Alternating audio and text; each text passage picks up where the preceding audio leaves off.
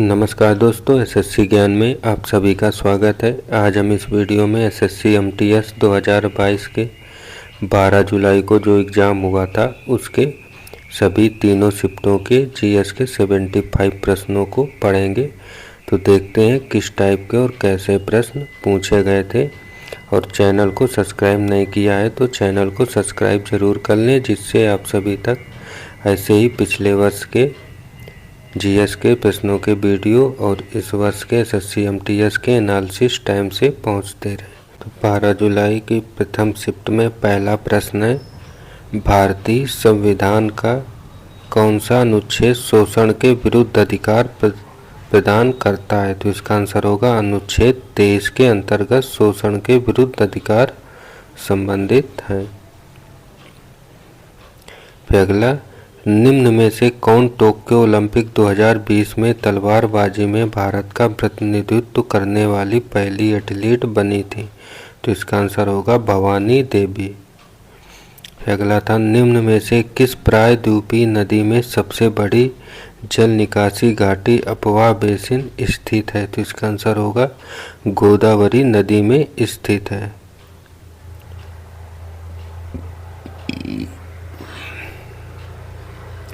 अगला, मनुष्यों में क्षुद्रांत छोटी या कुंडलित होती है और लगभग कितने मीटर लंबी होती है? तो इसका आंसर होगा 7 से 7.5 मीटर तक यह लंबी होती है।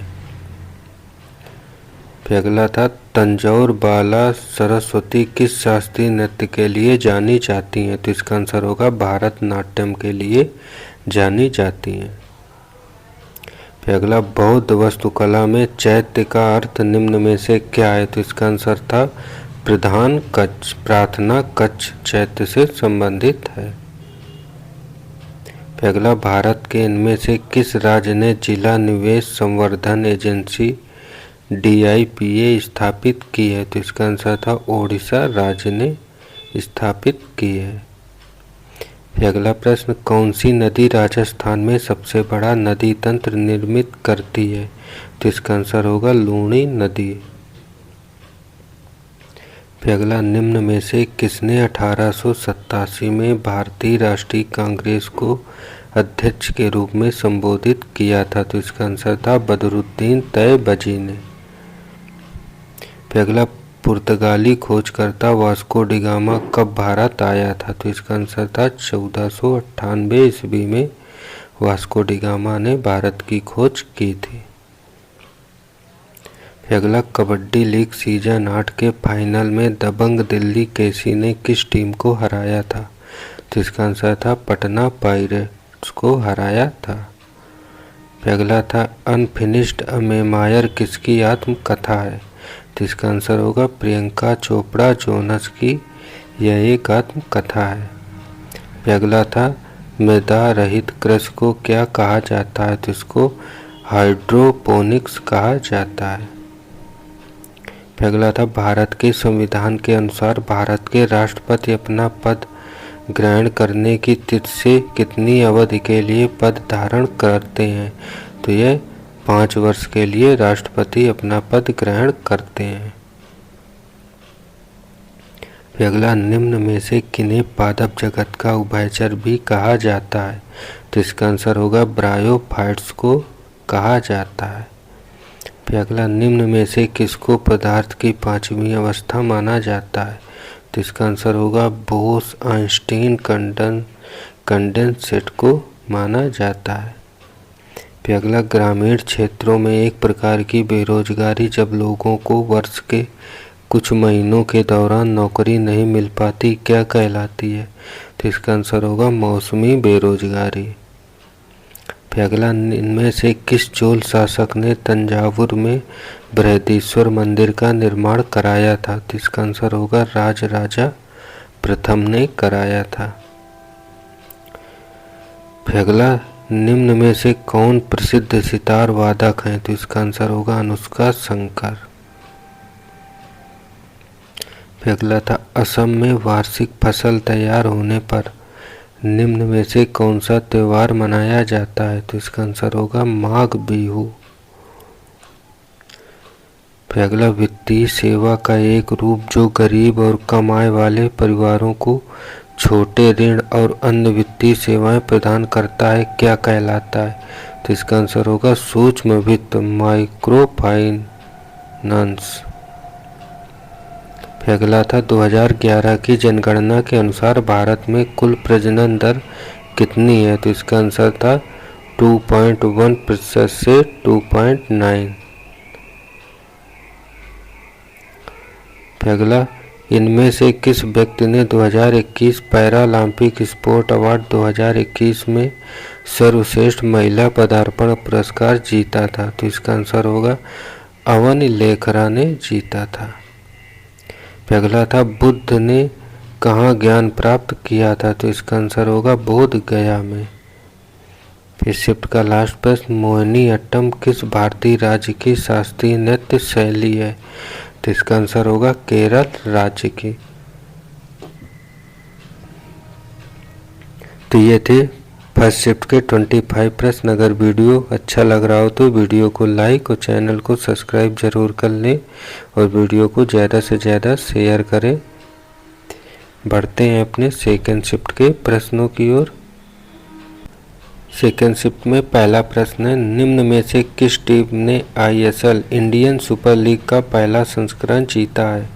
तो इसका आंसर होगा एटलेटिको डी कोलकाता ने जीता है। अगला था, मुक्तेश्वर मंदिर कहाँ स्थित शिवाजी को समर्पित 10वीं शताब्दी का हिंदू मंदिर है? तो यह ओडिशा राज्य में स्थित है मुक्तेश्वर मंदिर। अगला, कौन सी जलसंध श्रीलंका को भारत से अलग करता है? तो इसका आंसर होगा पाक जलडमरू मध्य। ग्रैमी पुरस्कार जीतने वाली पहली भारतीय महिला हैं? तो इसका आंसर था तन्वी शाही। फिर अगला था, निम्न में से कौन खिलाफत आंदोलन के नेता थे? तो इसका आंसर होगा मौलाना अब्दुल कलाम आज़ाद। फिर अगला था, which of the following is known as artificial silk? तो इसको रेयान कहा जाता है। अगला था, गौतमी पुत्र श्री सतकर्णी किस राजवंश के शासक थे? तो इसका आंसर होगा सातवाहन वंश के शासक थे। अगला, शेर खान ने कन्नौज में हुमायूं को किस वर्ष हराया था? तो इसका आंसर होगा 1540 के युद्ध में हराया था।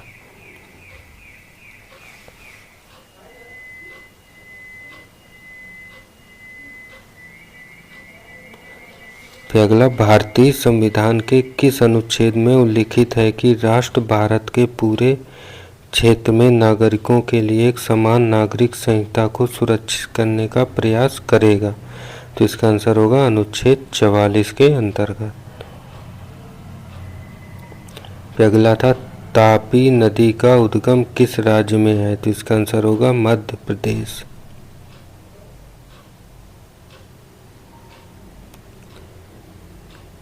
फिर अगला था, कौन सी भारत नाट्यम नर्तकी 1991 में पद्मश्री पुरस्कार से सम्मानित होने वाली दूसरी सबसे कम उम्र की नर्तकी बनी? तो इसका आंसर होगा अलारमेल वल्ली।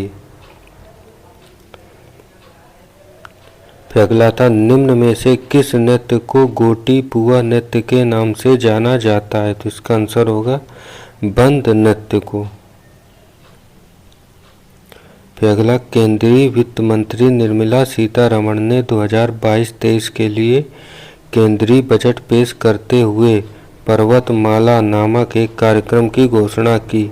इस कार्यक्रम की घोषणा किसको विकसित करने के लिए की गई थी? तो इसका आंसर होगा पहाड़ी क्षेत्रों में रोपवे व्यवस्था को विकसित करने के लिए। फिर अगला था, भारत सरकार ने कब व्यापक परिवार नियोजन कार्यक्रम शुरू किया था? तो इसका आंसर होगा 1952 में। फिर अगला था, किसकी कप्तानी में भारत ने 2021 तक सफ़ेद गेंद वाले क्रिकेट में तीनों प्रमुख ICC ट्रॉफियां जीती? तो इसका आंसर होगा महेंद्र सिंह धोनी की कप्तानी में। अगला, अप्रैल 2022 तक लोकसभा के कितने आम चुनाव हुए हैं? तो इसका आंसर होगा 17 आम चुनाव हुए हैं। फिर अगला, नोंग क्रेम नृत्य उत्सव भारत के किस राज्य में मनाया जाता है? तो इसका आंसर था मेघालय राज्य।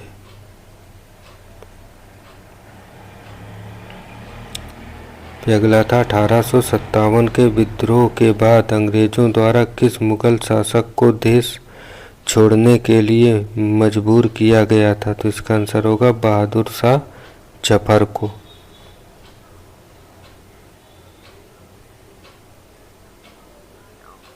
फिर अगला था, निम्न में से कौन सा रोग इंसुलिन की कमी या इंसुलिन प्रतिरोध के कारण होता है? तो इसका आंसर होगा मधुमेह रोग। फिर अगला, the race of my life इन ऑटोबायोग्राफी किस व्यक्ति की आत्मकथा है? तो इसका आंसर था मिल्खा सिंह की। फिर अगला, श्वेत प्रकाश का अपने घटक रंगों में विभाजित होने की घटना क्या कहा जाता है? तो इसका आंसर होगा वर्ण विक्षेपण। फिर अगला, किसी विशेष समय में जनता के बीच प्रचलन में रहने वाले धन के कुल स्टॉक को क्या कहा जाता है? तो इसका आंसर होगा मुद्रा आपूर्ति।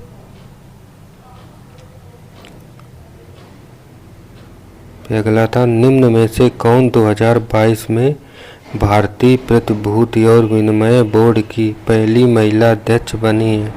तो इसका आंसर होगा माधवी पुरी बुच।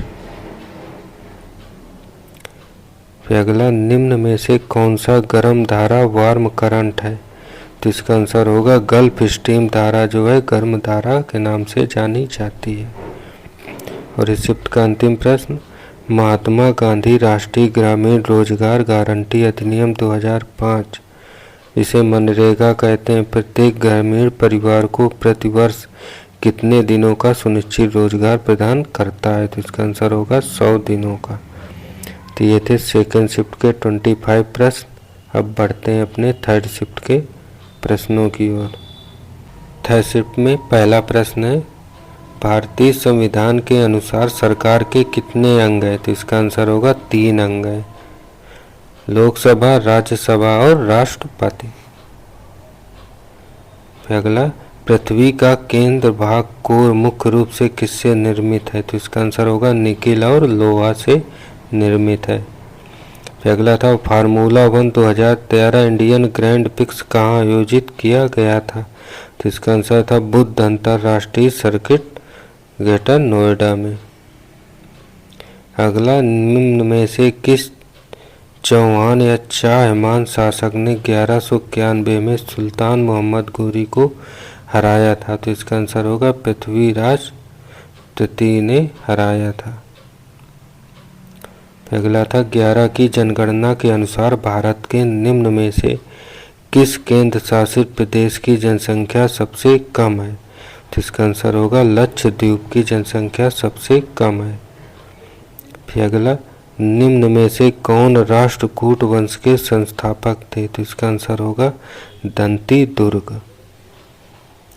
अगला था, बीदर किला भारत के किस राज्य में स्थित है?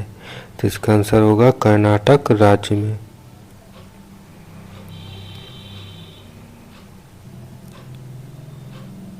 फिर अगला, जुलाई 2021 में खादी प्राकृतिक पेंट के ब्रांड एम्बेसडर निम्न में कौन बने हैं? तो इसका आंसर होगा नितिन गडकरी।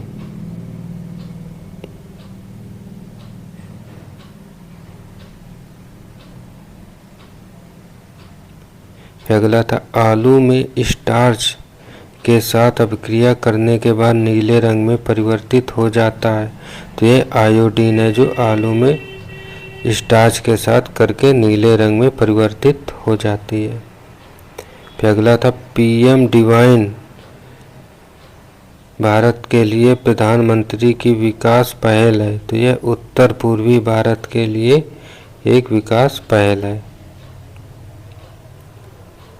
फिर अगला, भारत में किस वर्ष सती प्रथा पर प्रतिबंध लगाया गया था? तो इसका आंसर होगा 1829 में। फिर अगला, नीचे सूचीबद्ध विकल्पों में से ध्वनि की गति किसमें 25 अंश सेंटीग्रेड पर उच्चतम होती है? तो यह एल्यूमिनियम पे होती है। अगला, बास्केटबॉल में एक फ्री थ्रो कितने अंकों का होता है? तो इसका आंसर होगा 1 अंक का। अगला था, भारत के किस राज्य में वंगाला उत्सव मनाया जाता है? तो इसका आंसर था मेघालय राज्य में। अगला, भारतीय जनगणना आमतौर पर हर कितने वर्ष बाद की जाती है? तो इसका आंसर होगा 10 वर्ष बाद। अगला, जैसा कि वित्तीय वर्ष 22 में केंद्रीय बजट में घोषित किया गया था, कॉर्पोरेट अधिभार को 12% से घटाकर कितने प्रतिशत कर दिया गया है? तो यह 7% कर दिया गया है। अगला है, उपन्यास द व्हाइट टाइगर वैश्वीकृत दुनिया में भारत के वर्ग संघर्ष का गहरा विनोद परिप्रेक्ष्य प्रदान करता है। इसे किसके द्वारा लिखा गया है? तो इसका आंसर होगा अरविंद अडिग द्वारा। अगला था, भगवान खंडोबा से जुड़ा वाद्य मुरली नृत्य मूल रूप से निम्न में से किस राज्य से संबंधित है? तो इसका आंसर होगा महाराष्ट्र राज्य से संबंधित है। अगला था, निम्न में से कौन भारत के सर्वोच्च नागरिक सम्मान भारत रत्न से सम्मानित होने वाले पहली गायिका या गायक हैं? तो इसका आंसर होगा मदुरै षणमुखाद्यु सुब्बुलक्ष्मी। अगला, भारतीय संविधान के अनुसार लोकसभा में केंद्र शासित प्रदेशों का प्रतिनिधित्व करने के लिए कितने सदस्य नहीं होंगे? तो 20 सदस्य से अधिक नहीं होंगे। अगला था, निम्न में से किसने पंजाब भारत में ईश्वर के निरंकार के रूप में पूजा अर्चना पर जोर दिया था? तो इसका आंसर था बाबा दयाल दास ने। अगला था, निम्न में से कौन सा टेरिडोफाइटा का उदाहरण नहीं है? तो इसका आंसर होगा प्यूनेरिया टेरिडोफाइटा का उदाहरण नहीं है। अगला था, 11 की जनगणना के अनुसार भारत की साक्षरता दर निम्न में से किस रेंज के अंतर्गत है? तो इसका आंसर होगा 70% से 75% के बीच। अगला था, इंद्राणी रहमान भारत के किस शास्त्रीय नृत्य से जुड़ी हैं? तो इसका आंसर था भारतनाट्यम और ओडिशा नृत्य दोनों से संबंधित है। और इस शिफ्ट का अंतिम प्रश्न, पृथ्वी पर प्लेट प्रवाह को कितने प्रकारों में वर्गीकृत किया गया है? तो इन्हें 3 प्रकार में वर्गीकृत किया गया है। तो ये थे सभी तीनों शिफ्टों के 75 प्रश्न। अगर वीडियो अच्छा लगा हो तो वीडियो को लाइक और चैनल को सब्सक्राइब जरूर कर लें, जिससे आप सभी तक ऐसे ही वीडियो पहुंचते रहें। मिलते हैं अपने अगले वीडियो में, तब तक के लिए नमस्कार, जय हिंद।